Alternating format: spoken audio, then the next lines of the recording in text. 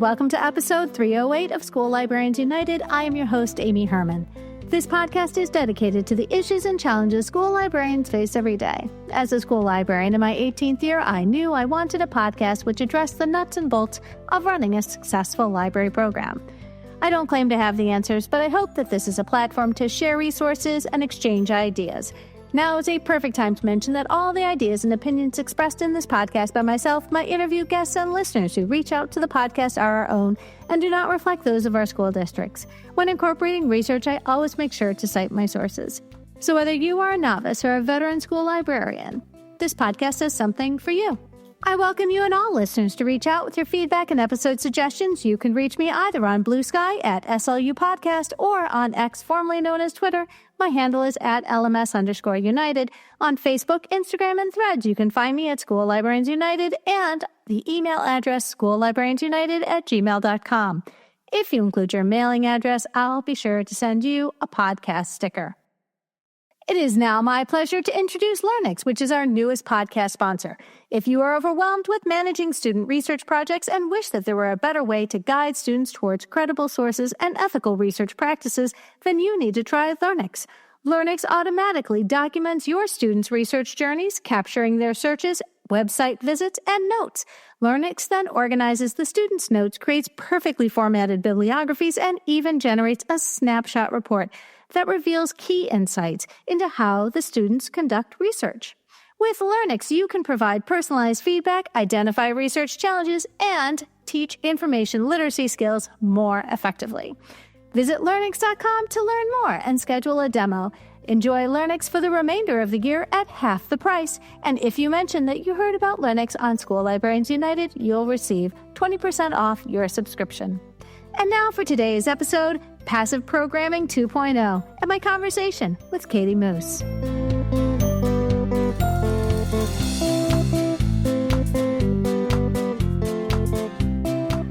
All right, so friends, we're in for a very special treat. Katie Moose, welcome to the podcast. Hi, Amy. So, friends, I think it's awfully nice whenever we can celebrate the school librarians in our lives, but also more important that we appreciate their families. So, Katie, today is a very special day. Before we get started with our conversation, let's hear, you wanted to give a very special wish to somebody in your life. Yes. So this episode is going to come out on Valentine's Day, and it is my mom's birthday. So I'm saying happy birthday, Mom. I love you. Thank you. You're always there for me. Aww. There's no better mom than my mom. She was an elementary school guidance counselor for many years. And so it's a testament to her and to her personality that years after kids had left her, they're still coming up to her and saying hello and do you remember me? And she usually remembers them. And giving her a hug, and she's asking how they are. So, that's what I always strive to be when I'm thinking about how I'm working with my kids and my students, that I want them to have that same love and feeling that my mom gave to so many kids for so many years. What an inspiration. Thank you. Happy birthday to Katie Moose's mom. And on to our conversation for today. Remind me, we saw each other in Raleigh at SLJ, and that's when we're like, we still need to record. Awesome, because you and I did meet in person in North Carolina. I had an opportunity to come and meet the wonderful school librarians in North Carolina. Yes, we were very lucky and very thrilled that you agreed to be one of our keynotes, actually for our 2022 conference. So it was awesome to actually get to see you in person. As I said, I was like, I feel like you and I just keep circling each other on social media, like commenting on the same things in the same groups. But yes, so it was nice to put a face to the name. Well, and friends, the wonderful thing is I have had a chance to meet Katie in person. I'll be honest, I've never gotten to see you present, but that's okay because we're going to take the wonderful things that Katie has presented on and allow the rest of us, regardless of where we live, and benefit from all of Katie's hard work because she is very generous. All right, so Katie, introduce yourself, tell us about your library, the grade you serve, and some of the programs that you offer. Sure. So, like Amy said, I'm Katie Moose, and I'm a high school librarian in North Carolina. This is my 13th year in education and my 13th year in the library. I did 2 years in elementary school, 7 years in middle school, and this is my 4th year in high school. I have been in the same county my entire educational career. And the really fun and special thing is that the students I started with in kindergarten, I now have many of them back as high school seniors. So it's really special. That they still remember me and I still remember them, and that, I'm going to get to see them. As one student said to me this year, he said, Miss, you were there when I started and now you're here when I'm leaving. And I said, yes, I'm really that old. And he said, no, that's not what I meant. I said, I know, sweetheart, it's okay. But yes, I'm glad I'm here with you too. Well, and I think that's wonderful. It's not unusual to watch our students sort of mature as they move through the school we support them in, but you've sort of seen this come full circle. That's wonderful. And obviously for your students, I love that. What I want to do before we dive in is to give some credit to Angela Myers. And she and I recorded the first episode we ever recorded on passive programming, episode 169, back in April of 2022. Yes. And so actually, I love Angela's episode. I've listened to it multiple times, and many of the ideas that I've gotten for things I've done in my own spaces are things I absolutely stole from Angela's suggestions. So we are better together. That has been our conference theme before in NC Slamma, and that's absolutely true because we are islands in our schools. I am literally an island in my school because I am a building all by myself. So the kids literally have to leave their other buildings to come visit me. Yes, my campus was built in the late 60s, early 70s, so it was built more like a college campus. So we have buildings all over our property.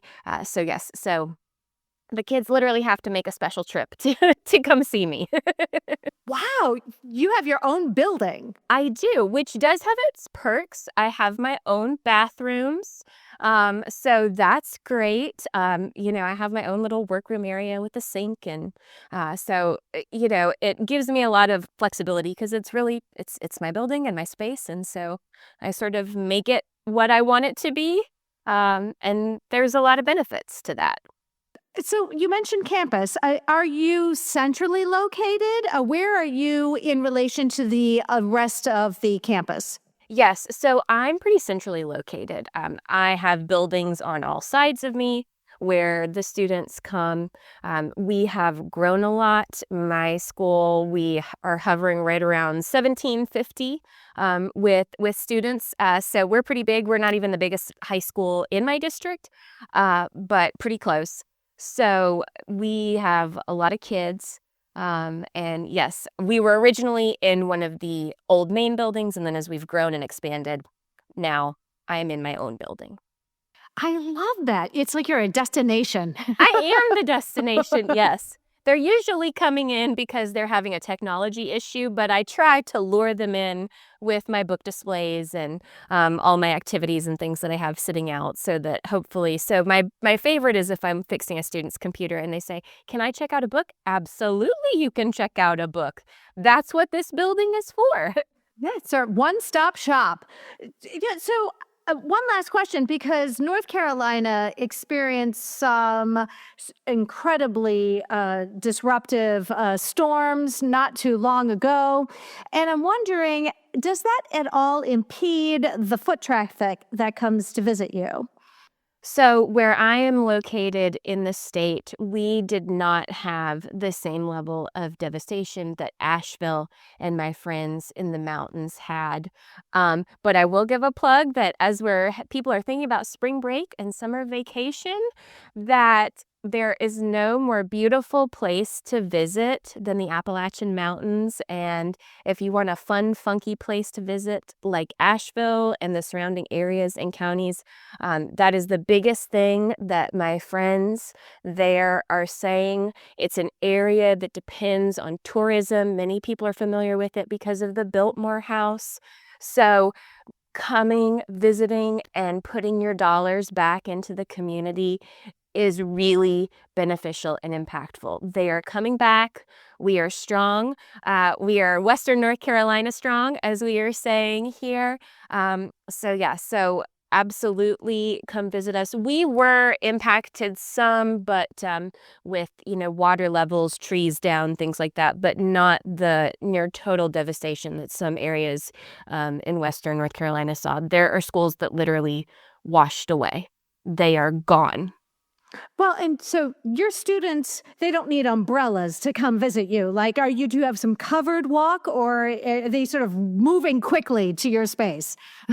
We do have some covered walks, but not everything is covered. So if it is raining, they will get damp if they don't have a coat or an umbrella. So yes, you're in Michigan, Amy. So I know that probably seems kind of baffling here. Here in North Carolina, we have a lot of schools where yes, sometimes you have to go outside to go somewhere else, and it's not as much of a consideration when sometimes they're doing the building and the planning. Got it. Got it. Well, and as somebody who has vacationed in North Carolina, I absolutely endorse. If you see it in the movies, Last of the Mohicans and Dirty Dancing, am I right? Those were, yes. So when we went to North Carolina, that was our vacation we had to sign a lot of releases because we did high ropes and horseback riding and all sorts of activities, whitewater rafting. And there's all these releases we had to sign and lots of helmets involved. Zip lining. I remember a lot of zip lining too. There is, yes. As they like to say, if you've ever watched Last of the Mohicans, that it was literally one of the few places left in America that still looked like pre-Revolutionary War America. You're experiencing some of our national forests that are up here in the Appalachian Mountains, and so it's just beautiful and untouched. And you can see why we call it the Blue Ridge Mountains. Yes, absolutely gorgeous, and apparently has some really cool libraries.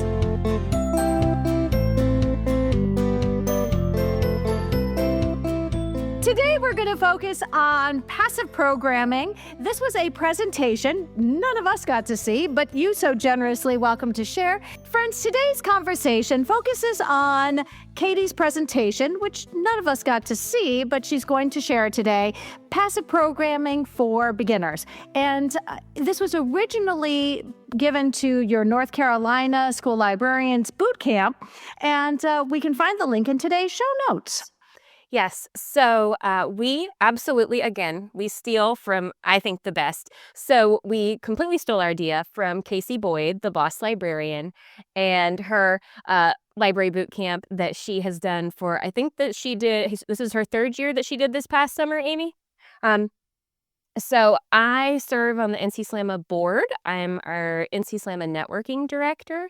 And so we have a lot of programming that we offer. I'll give a plug because I always try and talk up our organization. So if you feel like your state does not have a great organization with a lot of resources and support, it's only $50 currently to be a member of our state organization. And yes, Amy is gobsmacked about that. It's only $50 to be a member of our organization, but we offer a ton of professional development that is completely virtual. If you've never experienced North Carolina, we're a very long state. Our PBS channel says from Murphy to Manteo, and those are the two extreme corners of our state, one on the coast and one in the mountains. But yes, so as networking director, I do a lot to try and help promote and support different offerings that we have. So we have our conference every year. Right now, we are gearing up for our winter tune-up. So it's usually a week of sessions that we do in the winter, all virtually in the evenings. We have our summer learning series, which we do once a week over the summer, usually about 5 or 6 sessions, all virtual. And then our librarian boot camp is one of our new programs that we've started. We've done it for 2 summers now, right in August, right before we get ready to go back to school. And then we also have our library book club, which is hosted by the wonderful Jennifer Long, who has been a guest on the podcast before with Amy. So we meet once a month online. We have a book that we've all voted and picked up to talk about, and then we get together and chat. And then we also have Brew Crew, which was started by Christy Sartain, who's also been a guest on the podcast with Amy. She's our past president currently of NC Slamma. And it was started as an opportunity for us to just casually gather together and connect. So I host that currently. Christy's a little busy being past president. So we meet one Friday evening and one Saturday morning every month at the beginning and the end of the month. And it's just casual conversation. So you can bring your beverage of choice depending on the time of day when we're meeting. And we talk about all kinds of stuff. I'm like, sometimes there's laughter, sometimes there's tears, sometimes there's both. It's whoever shows up, it's whatever you need it to be.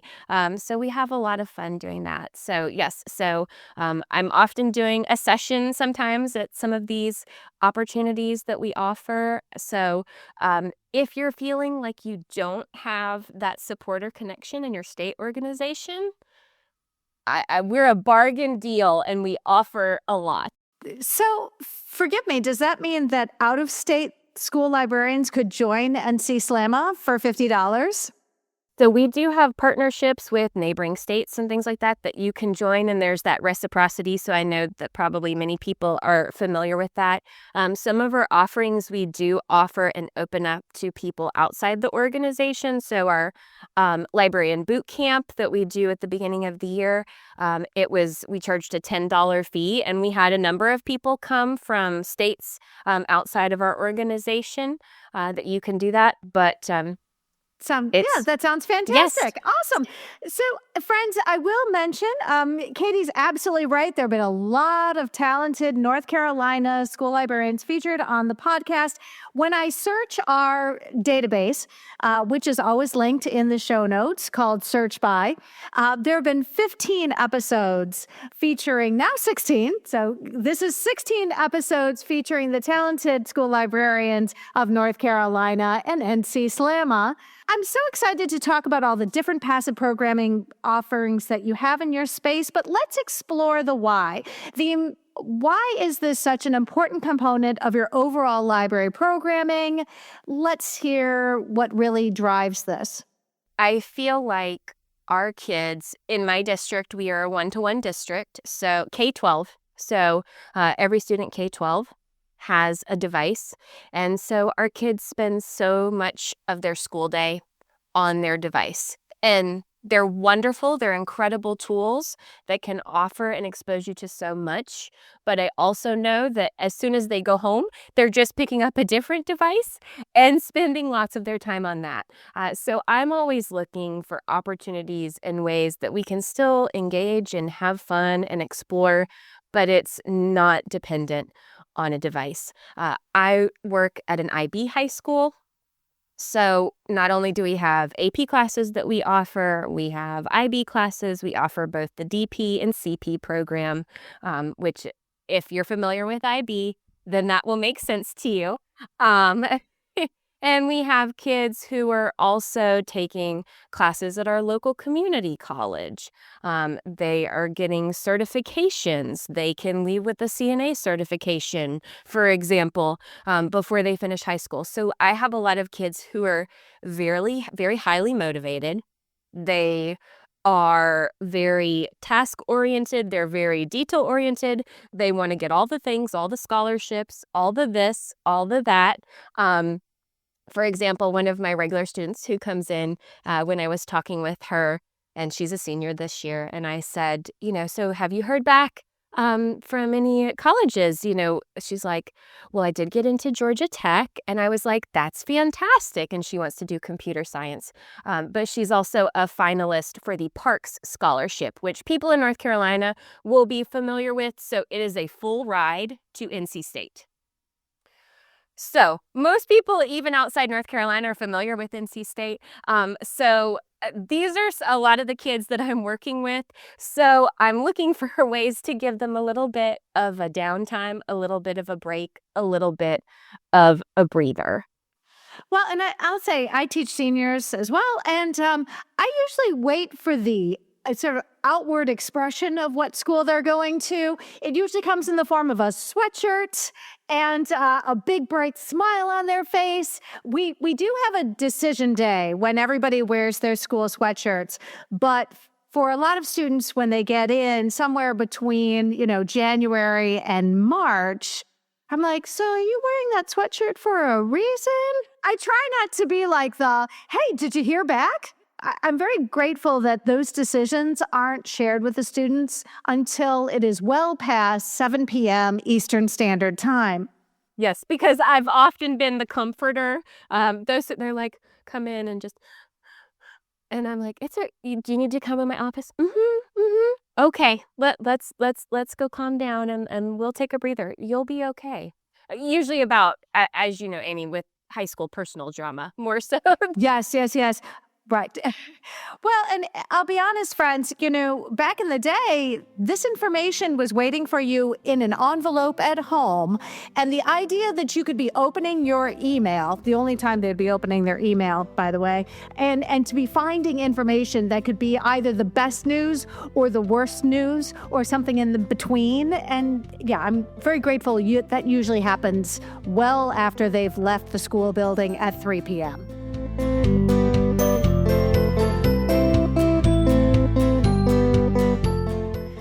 So friends, let's talk about passive programming. And if you haven't, definitely listen. I'll link Angela Meyer's episode in our show notes because fantastic and very popular already, probably one of the most downloaded episodes. So I love that we're revisiting this topic, incredibly popular.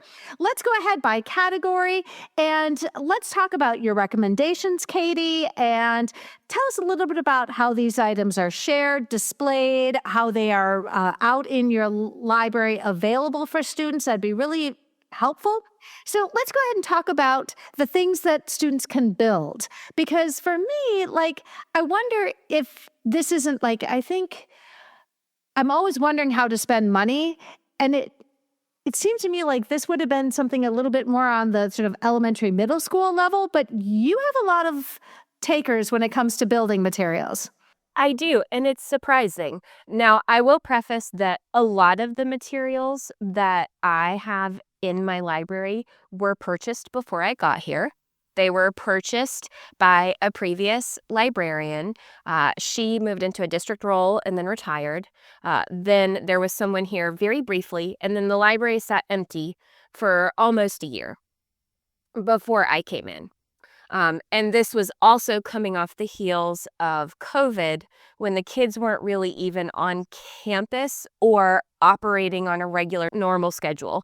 So it was trying to get kids back into a regular school routine and also feel like they're back in connecting again with people in person. And some of the materials I have in love. Some are great, and I get recommendations from other people that they love them in their space. So it's always a building, and they're just things that I've seen and have success with. And it changes. I have had kids who love the Legos. They have really not been as popular recently, and I think it's hard for them to have a good space to spread out, set up, make, build, etc. But I have a teacher who loves them and would borrow them all the time to use for lessons in her class, and I said, you take them. Use them in your room, in your space. But they do enjoy building and making things. I think it sort of brings back an element of childhood. So some of the things that I mentioned in my presentation are Kiva planks. Those are also really good. I've used those and Jingle Blocks with PD for my teachers where they have to build something or create something. And nothing like anything like that shows you who your competitive teachers are, than things like that. I had a building element to a PD we were doing, and one staff member said, this table's too shaky. Can we move to another table? And I said, sure, I've got 18 tables in here. So please feel free, find one that's more stable to build your tower.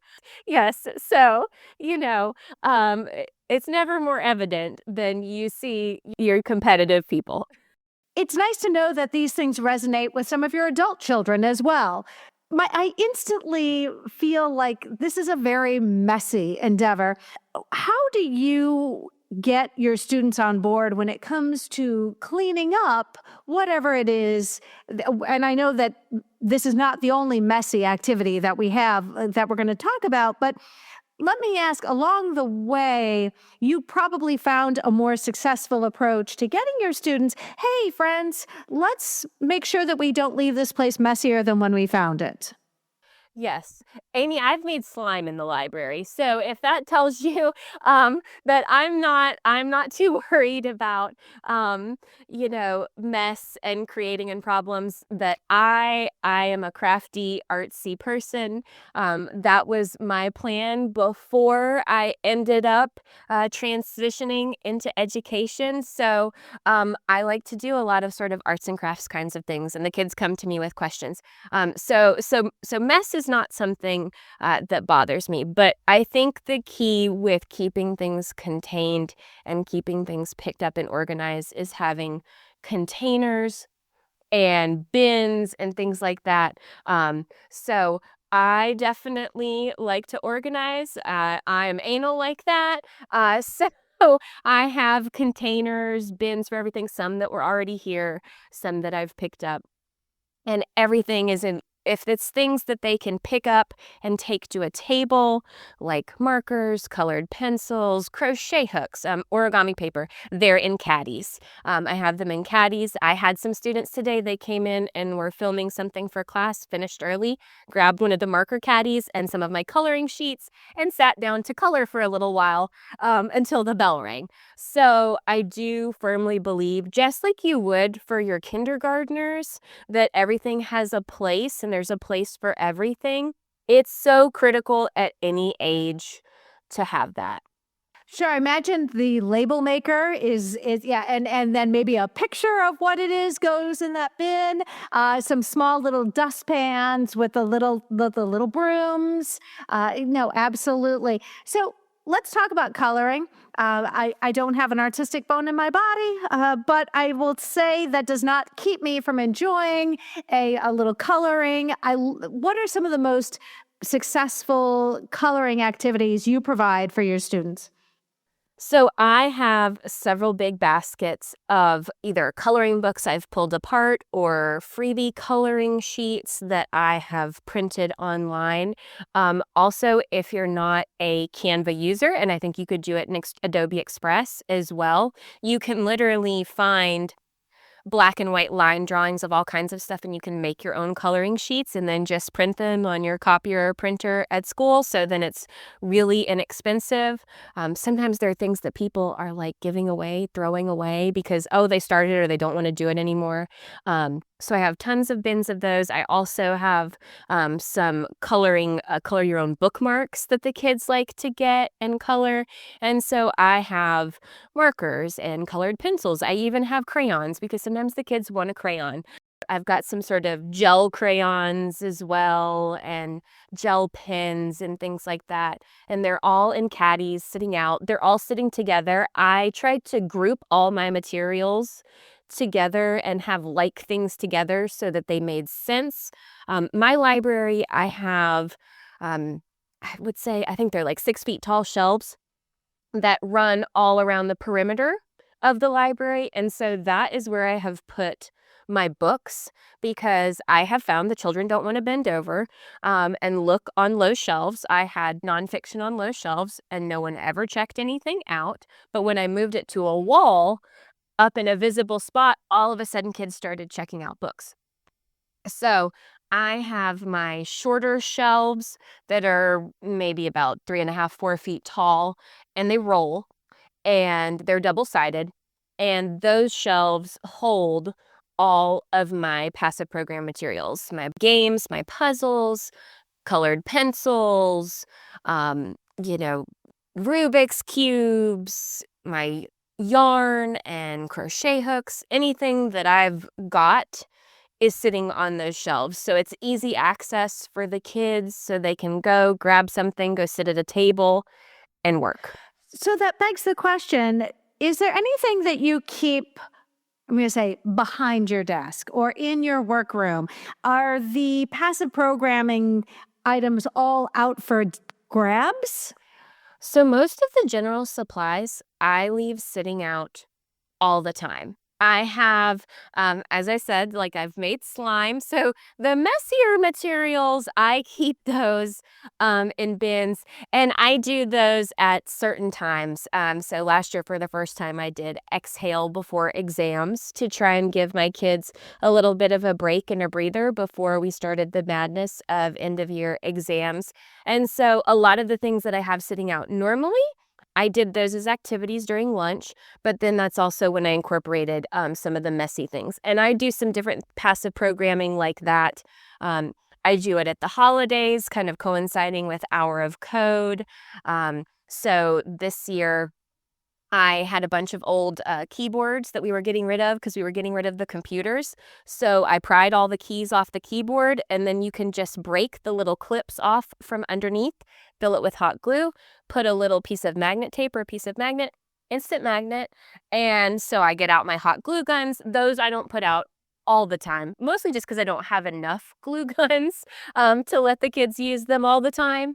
But yeah, so some of those things I don't set out all the time, but basically everything else I leave out for the kids all the time. And they're sitting out with Clorox wipes and hand sanitizer and paper towels, and so that they can kind of clean up after themselves if they need to. And for the most part, my kids are pretty good. They don't leave like a huge mess. They pretty much clean up after themselves and put things back where they got them.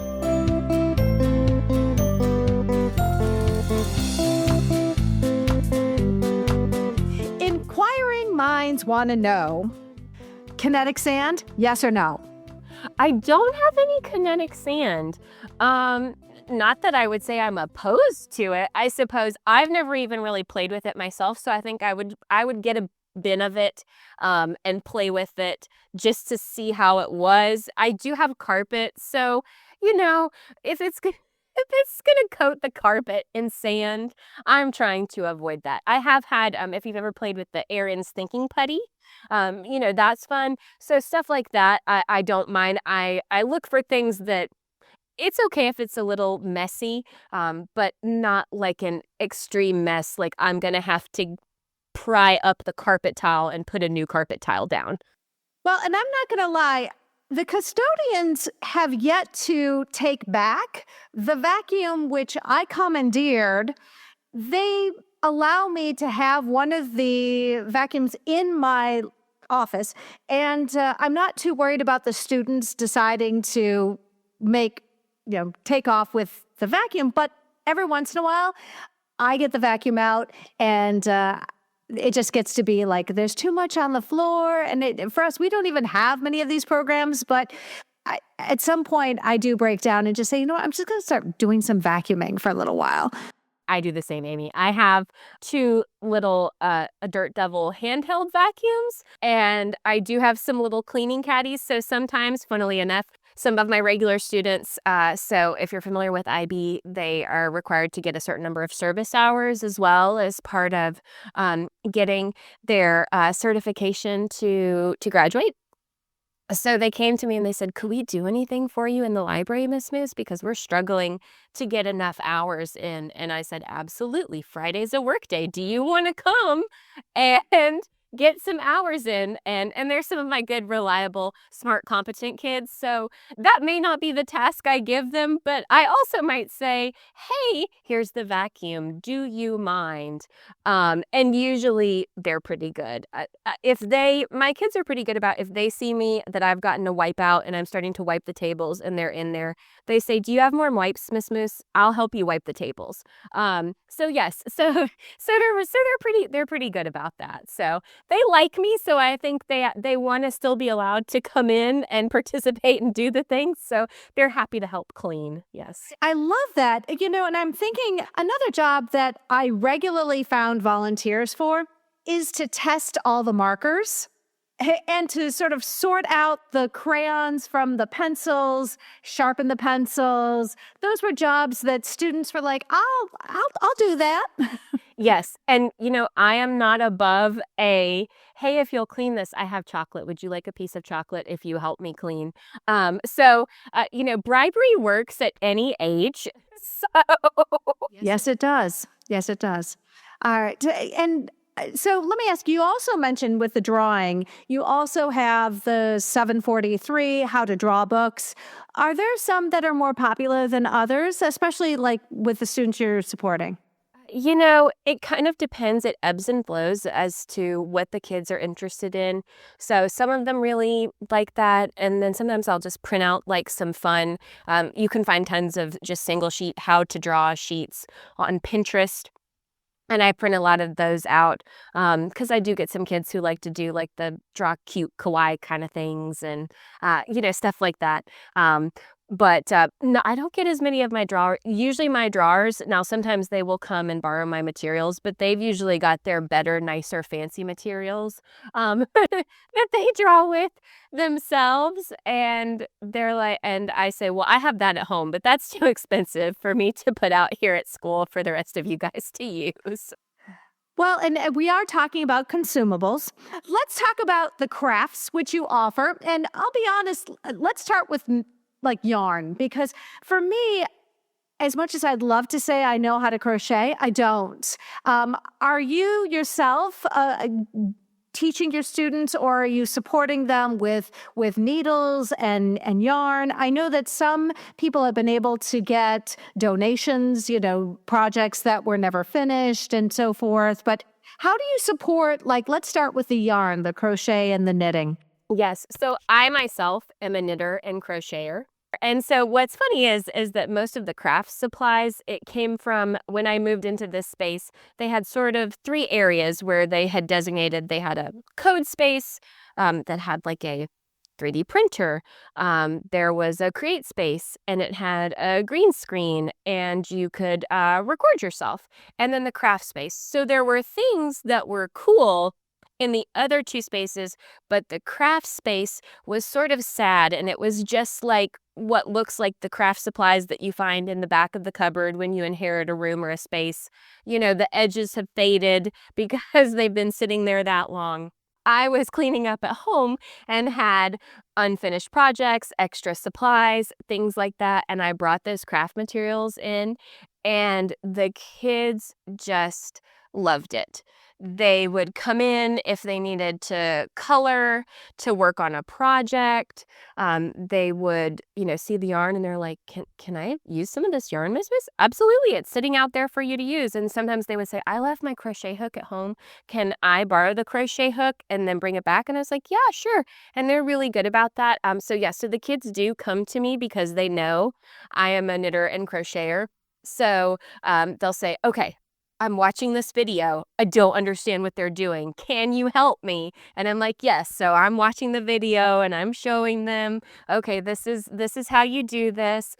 So most of them know themselves, or what's really cute is that they'll have a friend who doesn't really know, and they're teaching each other. And they'll come to me and they'll say, like, you mean I can come in here and just like crochet at lunch? Yeah, sure. If you want to, come on in.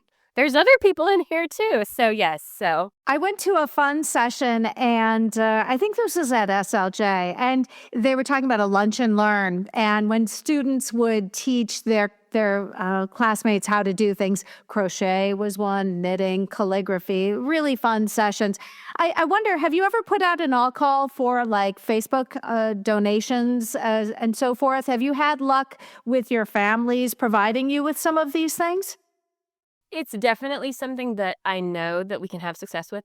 I get a lot of craft supplies at home, so it's usually just the odds and ends, the extra pieces where you can't return it, but I don't need it for what I'm doing, so it clears out the space for the next project. But absolutely, because I know I have gotten them a lot of times. Friends, coworkers, because they know I do stuff like this and stock it in the library, will say, "Hey, would you like this?" And I always say, "Sure, absolutely."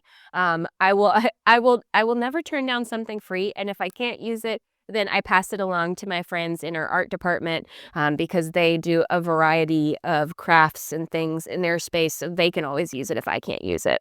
Yeah, and friends, for those of us who like to thrift, you will find that there are a lot of unfinished projects that make their way to the thrift stores. So let's also talk about duct tape, because I remember the duct tape books that I had in elementary school. Do you still get takers at the high school? I do. Now, the kids are usually asking for the duct tape for a different reason. Like they're like, Miss Moose, we've got to hang these signs up and we've got to stick them to something. Can we borrow some duct tape? And I'm like, yeah, sure. But I have a duct tape book that sits with the duct tape, if they want to craft and create things like that. So I would say my high school kids are probably using it for a more practical purpose. But it does get used for different, creative projects on sometimes. Yeah.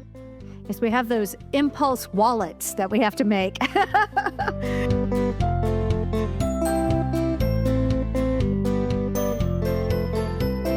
So how about the loom? Because I'm envisioning something from summer camp, but do you get many takers for the loom? I do get some kids who like to get out. It's like a knitting loom so that you can do something round with the pegs and loop the yarn around and do that. So some of them do like to get it out and kind of test it out. But most of my kids really love to use the crochet hook, or they'll bring their knitting needles. Knitting needles are next on my list to get some knitting needles, to have those as well. They're just a little bigger, so they take up a little more room. The crochet hooks, I can just shove a bunch in a cup, and they're just there and handy for the kids to come in and use.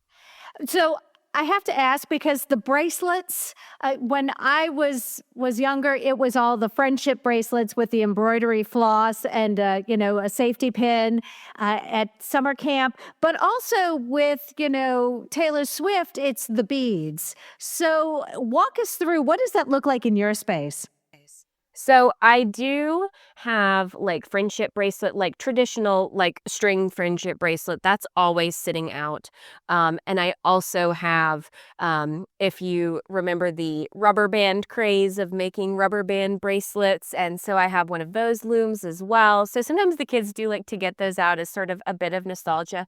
I do have actual bead kits because I am a Swiftie. And I have a lot of kids who are Swifties, so we often talk and commiserate together about things. And so sometimes I will specifically get out. I have some sets of actual like bead and jewelry kits, and we'll get those out for specific activities, just because I like to get those out with my big trays, so that it kind of helps contain the beads so they just don't end up all over the place. I have big packs of basically that I bought in a big pack, and it's not unlike a cafeteria tray. And so I set those out when I'm doing bead crafts with the kids. I do it every year when I do my hour of code passive programming with the kids. And so they can make binary code bracelets or keychains. So I just have black and white beads, and then they can spell their name in binary code or a message or whatever. And then I have the other jewelry kits. So I get those out for other things. So I get those out when I have our exhale before exams. And, probably the next time Taylor Swift puts out an album, then I'll do another bead craft for the kids, because I do have some diehard Swifties here at school for sure. Do you have anybody doing like there were the keychains, and we did the weaving with the plastic lacing? So I put it out, and it's also part of a passive programming activity I do for April. I do a library book bingo. And so the kids have different activities that they can complete. And so some of them are definitely crafty related based on the materials I have here in the library, and a lot of things that are book related. And they can complete different levels of the activities. So if you just do one, they can earn a sticker. If you do a whole row, you can get a free book and a sticker. If you complete the entire card, then I have some other prizes, a free book, all kinds of stuff. So I put out the plastic lacing, and it's so funny. I always, in anything that I do, any craft, like if I put things out, I'll link to like a YouTube video or some instructions on a website online. I usually do a QR code because it's high school. Even though my kids are supposed to keep their phones out of the way, they usually have them in their pockets. So then they can pull it out and scan the QR code, and they can watch the YouTube video or look at the website and do it.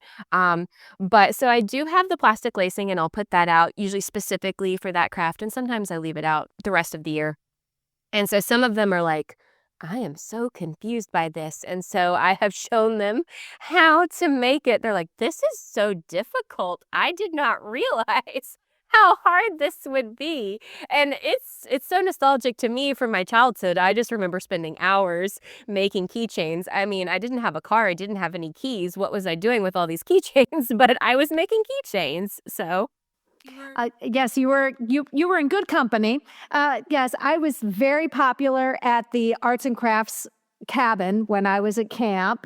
So let me ask you specifically about origami and the card making, because we have a You Matter week that's coming up, and the Learning Commons is going to sponsor crafts. And one of the things I thought I would do, because other teachers have sort of called dibs on other things, would be origami and the card making. Can we go into a little bit of detail? How do you set that up? I mean, it sounds like you've got maybe some QRs for some videos, or, printouts of things. Do you buy the origami that has the pre-folds, or do you just buy a stack of paper and let the kids make what they want? So I have personally done origami for years. Oh my goodness, probably like almost 30 years now.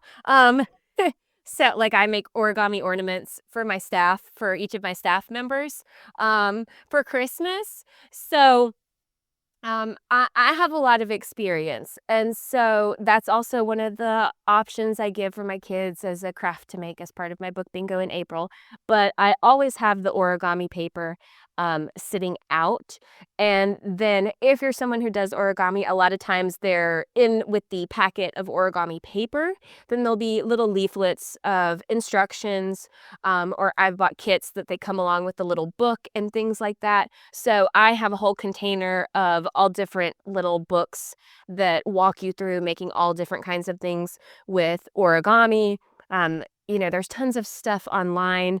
At Christmas, I do some specific holiday origami, and so I will find a YouTube video and link it. When I do most of my activities that are like specifically during lunch, because lunch is sort of only a finite amount of time, and sometimes the kids can't finish anything that I'm offering, I have usually like a half sheet of printer paper, and I've printed out a bunch of them. I've got them cut, and so the kids can take the materials. Even if they got one thing made and they want to make another, they can take it with them, and I have baggies. So basically it becomes a make and take. And I do a lot of my programs that are specific and time specific like that. I set out baggies and say, if you can't stay here in the library to work on it, then you can do that. So, again, sometimes the kids will come to me. Honestly, you can use like printer paper for origami, just cutting it yourself. I also like to use book pages. So I've cut up discarded books. And so that's really fun. Also, so if you have like graphic novels and mangas, those are really awesome to cut up and work with. Sometimes I've done programs with my kids. So in September, they have Day of Peace, International Day of Peace, to honor Sadako. So if you've read Sadako and the Thousand Paper Cranes. And so actually in Japan every year, they drape the statue with just tons and tons of chains of origami cranes. And you can send cranes that you've made to be included in there as well. So sometimes I've done stuff like that. With the kids. Sometimes beginning of the year is hard, and it doesn't always happen. But if you're looking for a fun activity to do with your kids, all ages, that's a fun thing to do. I have to ask, have you seen those strips and you make them into stars? That's wild. Yes, I've done that before too. Yes. It just seems very like soothing, like you'd be making something so bitty that you could like carry and walk around. And one of my students gave me this and I'm like, what is this? Yes.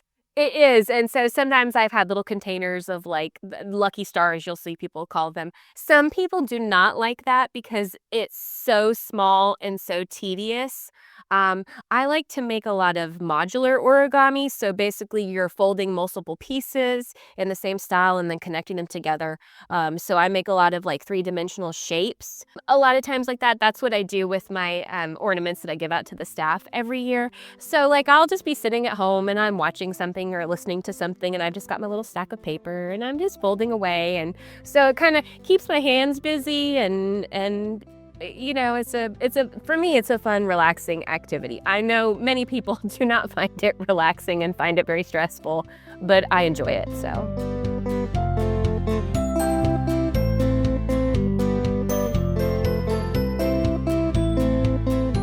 Let's talk about, you have a card making station.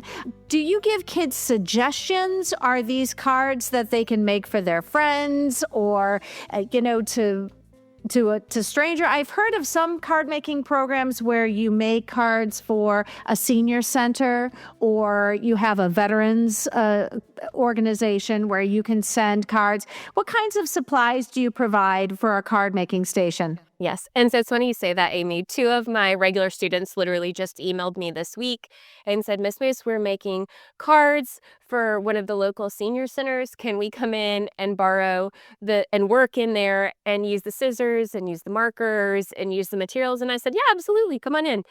So I have regular scissors. I have some of the funky edge-shaped scissors that you can make stuff with. I have washi tape.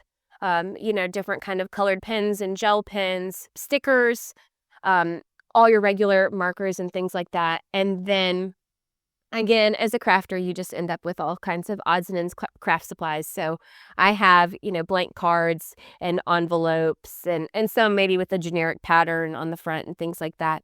So I definitely do have kids who come in and like to use it. I always have the best of intentions that like, oh, we'll set it out at Thanksgiving and we'll make a special sign. And we will, do thankful cards or we'll do specific Christmas cards for the holidays. But we finish our semester before Christmas. So December is very busy and very chaotic. So I'm usually doing good to do like one actual programming activity that involves more materials and kids than other things. But I do have the kids come in. They'll make thank you notes for their teachers and things like that. So I've had other teachers do that before, like in May. They have the kids write thank you notes to a favorite teacher during Teacher Appreciation Month. So that's like a great thing if you're looking for something easy. Actually, our district, they have something where they do notes of appreciation and they do it during February, a sort of a love month, and it's something new that they've started. So you can fill it out and then they will send those sort of love notes to the teachers to say like, we love and appreciate you. And it's been something so positive for our district and the teachers just love it. And I have many teachers in my building who are also parents of students in our district. So they also say like, please, if you can, like take a minute and fill this out. If there's someone in your child's life at their school, it can be their bus driver, the teacher assistant, the cafeteria lady, whoever it is who is special and makes that connection. It means so much because as we all know, education can be tough. So just those little reminders that, yes, I'm having a positive impact. We all have those days. When I talked about some of these things in a presentation that I did this year at our conference. And so one of my slides, it said, you can listen, because one of my regular students, she came in and it was clear she was having a bad day. And so I shuffle her into my office and she tells me the whole personal drama of what happened with her. And so we kind of settled down a little bit. And so then she kind of comes back and continues to fill me in. And I said, I'm so sorry, hun. There's nothing I can do.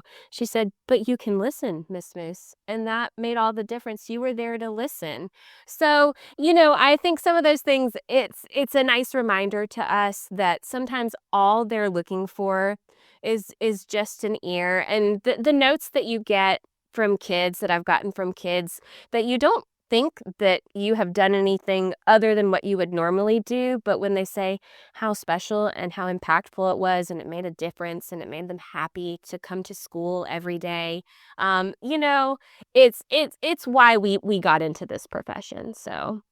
Well, and I have shared with this before, friends.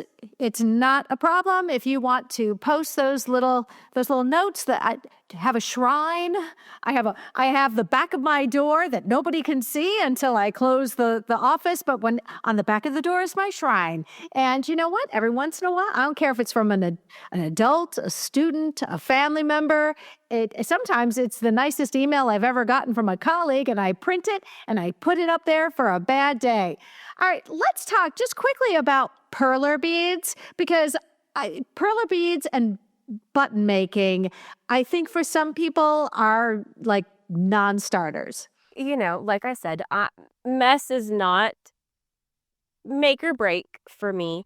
I have done the perler beads. Right now, I don't have any sitting out with my kids just because we need the iron to iron the beads and things like that. So, and I'm always thinking, okay, what can we do? What can we make so that it feels like something fun and enjoyable? I actually just saw something online last night where they did really cute little, use the perler beads to make little frames and then put a piece of magnet on the back so that you could like put it on your fridge. And I think my kids would love that. So I'm like tucking that away, like, okay, maybe that's a program for later. I think they would really enjoy that.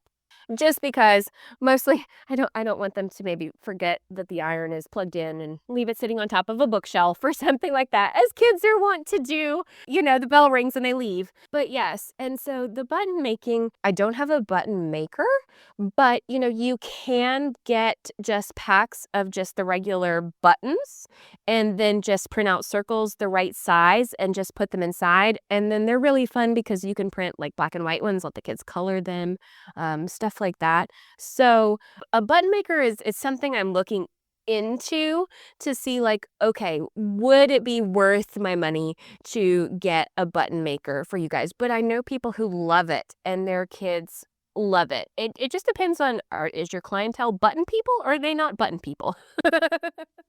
Let's talk about literacy-inspired crafts. We've got books. Let's talk about how you use your books. And also, this would probably work for things like your discarded books. Yes, this is where I use a lot of my discarded books for activities. So I always have supplies sitting out for blackout poetry. So I have black Sharpies and black markers and pages weeded from books that I'm discarding to use with the kids. And those pages are sitting out, as craft supplies all year. So sometimes the kids just get them and cut them up and do different things with them. I have them cut in squares also to do origami paper. And I also, will do magnetic poetry stuff with the kids and book spine poetry. Now, I do give a caveat with book spine poetry that I recommend that you maybe, if you have books that you have weeded, gather them in some baskets in a stack and say, you may use these books. Otherwise, then the kids will pull any book off of the bookshelf to make their book spine and then maybe not remember to put it back where they got it. So then I have a genre-fied library. So I'm like, where is this book? And it's because it's a fantasy and it's over in mystery because they made their stack over there. But I've done a lot of like reclaimed book crafts with the kids. You can do so many fun things like junk journaling. If you've never done junk journaling with an old book is super fun. I cut them up and we make ornaments and things with them. I'm always like online looking like, okay, what could we do? I'm sure you've seen people make book flowers. I actually have, it's a wreath that's hanging above my office that was here when I got here, and literally all someone has done is taken the book pages and rolled them kind of cones and then glued them together, and then you can put something kind of decorative, a cute image in the middle. And I know a lot of people who do them as crafts as to make money for their library. They'll make like book turkeys and things like that. I have a few books. I did actually buy them. So they came pre-marked, but they are the folded book pages. And so those are super fun. And so I've got a few that are like in hearts with the book pages folded. And I've got some that they spell out a word, so they say love or joy. And I have one that I set out at the holidays because it's a snowflake shape. And they're also super fun to do with crafts. So one year we did book monsters, so basically like the Monster Book of Monsters from Harry Potter. And so I used weighted books and then just whatever random craft supplies, and then I bought a big pack of like plastic eyes so the kids could have some eyes to put in the book. And they have fun with stuff like that.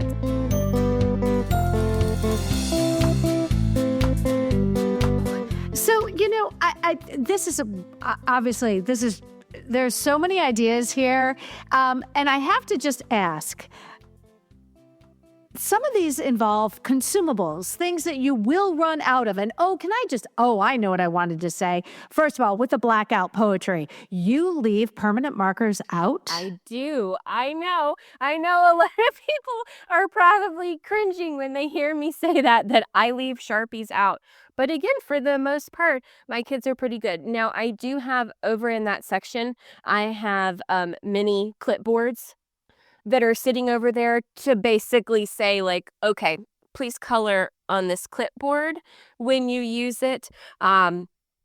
But for the most part, they're pretty good about it. Mostly they just get out my regular markers and do that. But yes, so I understand that's not everybody's demographic, and they might find inappropriate things like drawn in places or marker that's never going to come off. And I mean, I have one table that's got a little bit of a mark that I cannot get it off. But for the most part, it's not really a problem or an issue. So I have a take what you need table, a take what you need cart, and people just come and take what they need.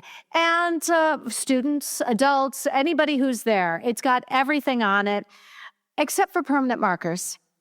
And every once in a while, a random adult will walk by and say, Amy, I need a permanent marker. And I almost make them swear an oath to like bring it back and not leave it somewhere in the Learning Commons where God knows what's going to happen when somebody gets a permanent marker. Also, correction tape, because correction tape is one of those things that you can play tic-tac-toe with, and at the end of the day, there is no correction tape left. I don't have correction tape sitting out, mostly just because they don't ask me a lot for it. I have some in my office, and so occasionally a student will say, do you have any whiteout, Miss Moose? And I'm like, yeah, here you go. And I give it to them because they're trying to fix something on a project. But yes, I can understand the tic-tac-toe. That is a little annoying to scrape off the table. If you come to my Learning Commons, I'm sure Miss Moose is real cool about the permanent markers. Miss Herman is not. And so you'll have to ask for the permanent markers and the correction tape. And then you get a story about what happens when you leave them out. So could we talk about, right now we're talking about a lot of things that do have to get replaced without mentioning numbers. Like, what percentage of your annual budget is allocated for things that aren't books? So, I do spend some of my budget money on some things like these. Sometimes I do sometimes get things myself, especially if I am like testing something out to see, do I think this is worthwhile, beneficial to spend more budget money on. A lot of it is leftovers from things from craft projects and things. I am lucky that there were many things that were here when I got here, so I didn't have to spend that money on that. But I know that is hard, and Amy laughed, but I put together a big list of all different ideas and things of places where you could go, because I know some places they don't allow you to spend budget money on those consumables and things like that.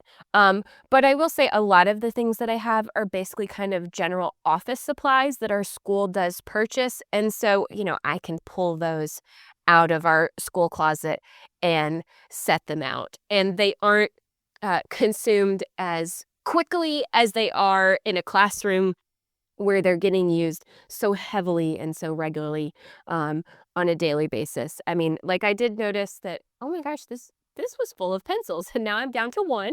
Um, but that's okay. I can go get another pack of pencils out of the supply closet, so it's okay. Um, So I have to ask, you mentioned recyclables.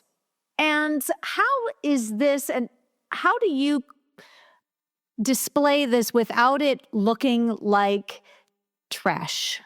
Yes, you do have to be very careful with stuff like that. Now, sometimes it's something I'm doing specifically with the kids for a project. So for the holidays, one of our IB groups, they will often make gingerbread houses as a creative activity because they have to have creative hours as part of their service hours that they earn as part of the IB program. So a lot of these offerings that I offer them as an opportunity for our kids during the day to earn creative hours, because it's one of the things that sometimes the kids complain about. Well, I can't find anything to do. And I'm like, I offer stuff all the time. You could come and do this and I will give you credit. I will sign off that you did these things.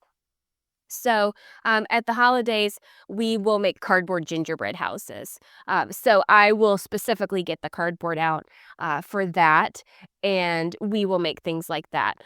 So I do think, and it's something that my kids will take because they're using it for another project or something like that. So sometimes they take the toilet paper rolls or take a paper towel roll because they need it for something, or they will ask if they can have some extra cardboard because they're cutting it for some kind of project and things like that. And I usually have some lying around, so I'm happy to do that. So yes, you definitely kind of have to contain it and manage it because it can look real junky real quick. Let me ask, what has been successful for you when it comes to board games? So, the kids do like the board games, but it's hard because of the time frames that they have available to come in, that is hard to complete a board game in that time. So I will have some groups that they'll get it out and then they'll put it back when the time is up, and then they'll be back the next day and they'll get it out again. So I have looked at, and as I sort of go forward getting um, other games and things like that. Something I've done before at a previous school, and I'm hoping maybe I can get it together for next year. So it is actually, I still have it written down over here. So there's International Games Week. I don't know if you're familiar with that, and it happens in November. So this past November, it was the week of November 7th through November 13th. And it's something that you can usually, I think it's on the ALA website, you can find internet information about that. But if you just Google International Games Week, it'll come up and it'll tell you when it's happening for that year. So I have gotten out games before, and we did board game reviews as a writing practice and activity with students, and so they could test out different games and things like that. So I think what I'd like to do for this next school year is maybe do some game tournaments during lunch and things like that, and let them try some different games.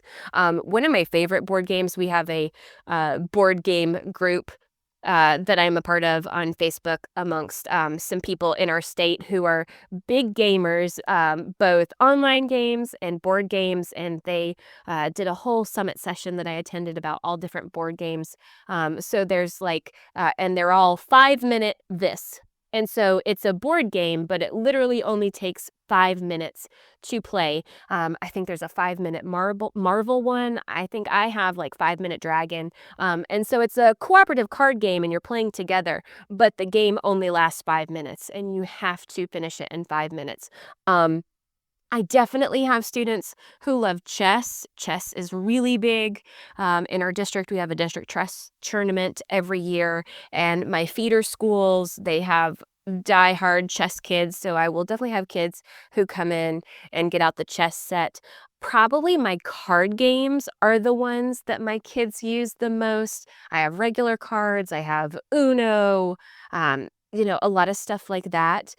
My favorite thing that's happened this year, I have two sisters who are two of our ESL students, English as a second language students. And their English is pretty good, but they also are very strong in Spanish. And so they have come in sometimes during sort of a free period or at lunch. They'll sit down together and they play Uno. And I can hear them playing Uno in Spanish and telling each other, okay, we're playing Azul now. So, it's really fun. But so my card games get a lot of use from my kids, for sure.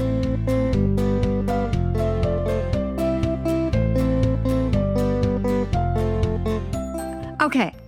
What I'm dying to know is, how do you keep the cards from getting mixed up? How a student came to me and said, Mrs. Herman, do you know if this set is complete? And I'm like, nope, I have no idea. Do you number them? So I actually, when I got some sets of cards, I purposely got sets of cards that were different colors. So that makes it super easy to keep them together. And then it's hard to keep the paper boxes good, but you know what? A pack of cards will fit in a plastic crayon storage box.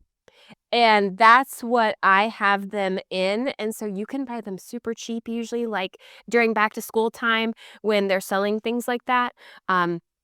And then I have, sometimes I've gotten the little photo cases that are good for like a 4x6 photo. And so for slightly bigger cards, or if it's a pack that's too fat, then you can put the cards in there. So I believe in like a container for everything, a way to kind of control and maintain it. And then I have a little basket with all of these cards in there. And I don't really have a problem with the cards getting mixed up because it's very clear. Here is this set. It's in this container. I'm going to grab this pack and take it, do with it, and then I'll put it back. You've given us so many ideas. Do you have like a catalog of offerings? How do students know what you have if they are brand new to the school? Yes. So it's all sitting out and it's all visible on the shelves. So it's there and available for them to explore. The shelves are right by all of my tables where the kids come in and sit. So it's pretty visible, pretty easy. And then a lot of it is word of mouth that, one group will come in, realize like, oh, this is in here, and they'll do that. I had a group of my students, they were playing Phase 10, and I was like, well, that's on my list to get a pack of Phase 10 cards. So I'm gonna get some of those and set those out. And also, I know the kids I have some tiny sets of some games and some of the big sets as well. You can get like giant Uno. So the kids love that. I don't have enough space for giant Jenga, and I'm afraid that might be maybe too much of a weapon potential hazard with giant Jenga, but I have tiny Jenga. I have tiny travel, guess who? I have a couple little tiny games as well, and so the kids love getting those out for just the novelty of the teeny tiny game as well. So I have to ask, jigsaw puzzles. I've seen like folks who post a picture and some kid took the last piece, or, somebody comes in and just, how have you navigated something that requires that kind of time investment? I am trying to reorganize my space in a way because I would like to make like a dedicated puzzle table so that I could get one out and start it. But I do agree, Amy, it's definitely, if I'm going to do a puzzle table, I have a specific spot where I am going to put the puzzle table, and it's literally right in front of the window, in front of my office, right by my circulation desk, where I can kind of keep an eye on it. Not that I'm super worried about that happening. My kids are pretty good, but I just feel like if you put it out in too much of an obvious space, it just invites the opportunity. But I do have, and what I love, and I like doing them for myself, is the mini puzzles, if you've ever done those. And so there may be like 40 pieces, and I have a number of those both at home and that I I have some that here at school that I set out for the kids, and I'll do those when I do my exhale for exams. So it's nice because it's a small contained puzzle. Like in a lunch period, they can finish that puzzle, and then it's just easy, put it in the box,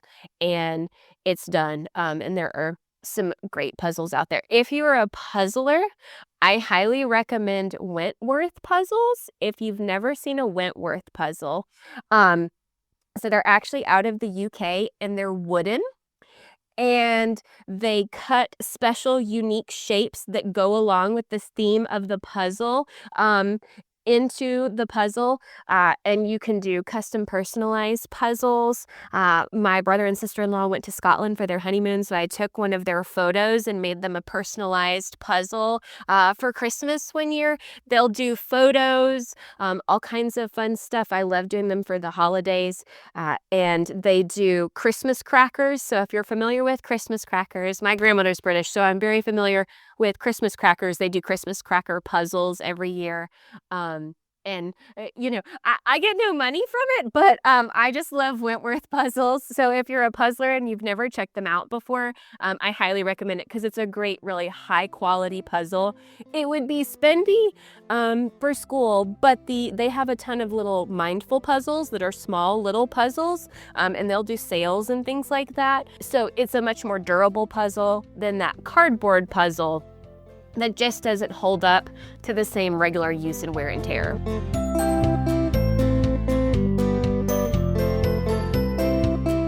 When it comes to manipulatives, so we're talking about puzzles like Rubik's and all the different shapes that comes in.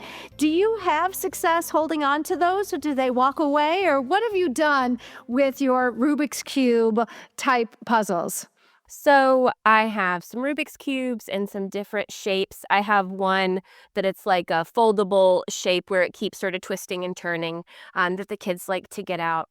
I have a number of different sort of stretchy, silicone little rubber fidget kind of things. I don't have the fidget spinners or things like that. Nothing that's really noisy and kind of disruptive. I also have, you can buy them in big packs on Amazon. They're reflexology rings. So they're a spiral metal.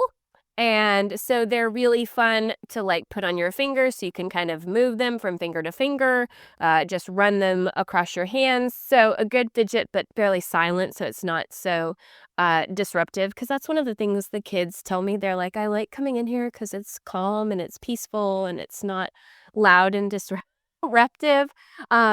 And I have some mini Buddha boards, which if you've never used those, then basically it comes with a little paintbrush. You just need some water and you can draw on it. And then when the water evaporates, it's gone.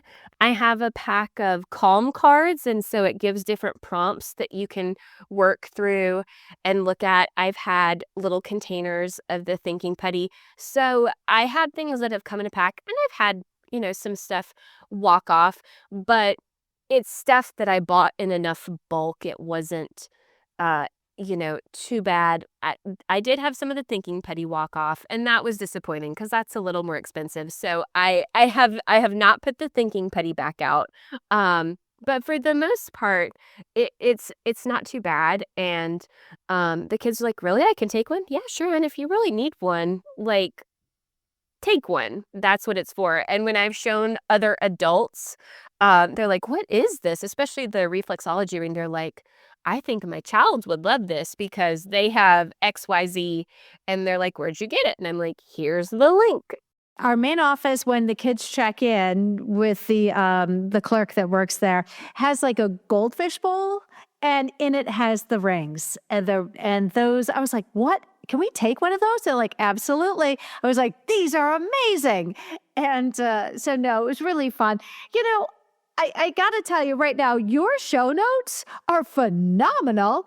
So, friends, regardless of where you are in your commitment to have this, opportunity, this, passive programming, there's something for everybody in Katie's show notes. Katie, you have been incredibly generous. Friends, I'm at home. I'm going to go make dinner. Poor Katie is still at work. I feel terrible. But Katie, thank you so much. If listeners want to find out more, reach out to you. You're a wealth of knowledge, and I am so grateful. But how can we find you? What is your preferred social media platform? Yes. So I do still have Twitter. I have a hard time calling it X. So I am still on Twitter, and you can find me on there. It's just Catherine_Moose. And I did finally, because now that it's open to everyone, I did start my Blue Sky because I've had so many friends move over there. So I'm on there as well. And you can find me. So it's just CatherineMoose.bsky.social. You can find me on there. And because I'm part of our state library organization, NC SLAMA, so that's North Carolina School Library Media Association, you can reach me there as well on the website. My email's on there. It's just katiemoose@ncslama.org. And as Amy knows, I'm lurking on all the other social medias. I'm on Threads, I'm on Instagram, I'm on TikTok, I'm on Facebook. There's a good chance that maybe I have actually responded to your post or comment or stolen an idea from you in one of those groups. You can definitely find me on there as well. If you send me a message and say you're a librarian, then I'll absolutely be your friend. I've kind of locked down my social media just to kind of keep it safe, secure, protected. But if I can tell you're a librarian, then absolutely. I'm yep, approved. There you go. Katie Moose, you are wonderful. Thank you so much for sharing. I am so grateful. And I know our paths are going to cross again. Yes, Amy, we're going to have another great conference coming up in October. It's a beautiful time to visit North Carolina. So, we'd love to have you back again. Or if you want to come here in the spring, I'm going to be at NC Ties in March. If you've never been to NC Ties, Amy, you need to come join us at NC Ties. It's awesome. We have people come from all over the country, and I'm going to be there presenting with my friend Robin Williams. Not that Robin Williams, as she says she was Robin Williams before Robin Williams was Robin Williams. But we're going to be there presenting. So if you want to come say hello, I'll be there as well. So. Well, and can I just say, as somebody who has gone to North Carolina and spent some time with you, if I were in a different place in my life, and if I had an opportunity to pick up and start my life over and be a school librarian, I got to tell you, North Carolina's got a great solid support and commitment to school librarians. We are very passionate about supporting each other. It's something that I know for myself. I was in search of that connection, because it is so hard when we're by ourselves. And I started coming to events that our state organization offered, and then that slowly transitioned into being in charge of things and now being on the board. And it's something that I am very passionate about, because I know that when I came into the library, I was not a teacher. I came in with a background in design and no background in education, and was thrown into elementary school and was what do I do? And I found my people by attending conferences and being a part of my organization. And it's just so great to be able to talk and connect and work with people who are passionate and love what they're doing. So I think if you're interested and you can pick up and move, hey Amy, I've even got a high school position opening up in my county. You could come work with me. So we've got an ice storm which is coming, and it is very possible that tomorrow's commute is going to be messy. So yes, don't tempt me. It was 75 here yesterday, Amy. It was 75, which is kind of a record high for February, but it was 75 here yesterday. So So yes. I think Mother Nature owes you some pretty days, given that you had a little bit of a rough fall. We did. I wish you well and have a fantastic rest of the school year. Yes, you as well, Amy. It was so good to talk again.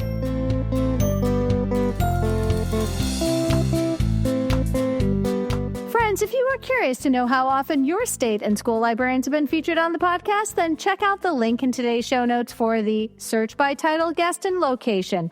My goal is to showcase school librarians from all 50 states and around the world. Take a look at our FAQs linked in today's show notes and answer all of the questions you might have about recording an episode and reach out. Make 2025 the year you are a guest on the podcast.